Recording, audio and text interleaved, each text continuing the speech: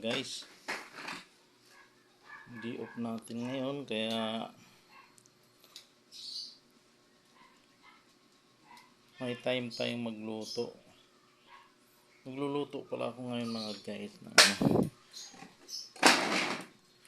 kamuting kahoy. In-steam ko lang, nilagay ko lang sa steamer mga guys, parang poto. Niluluto ko siya dito sa sa kahoy mga guys. Puti na lang may kahoy ako dito sa garahe.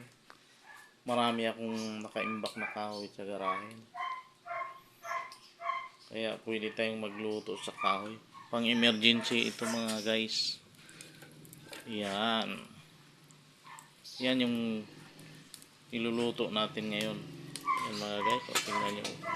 Wow! Puto na kamuting kahoy mga guys. So, puti na lang yung kalan namin. Di ko tinatapon. Mapakinabangan din pag in case of emergency kailangan mong magluto sa kahoy, lalo na kung magpakulo ka ng mga baka, kaning baka mga guys, pakuluan mo, pwede dito. Yan yung kalang di kahoy natin mga guys. Naka-prepare talaga yan, mga panggatong ko.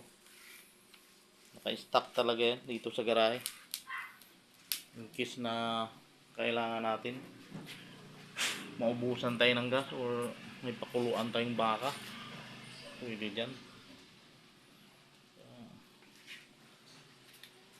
Yummy.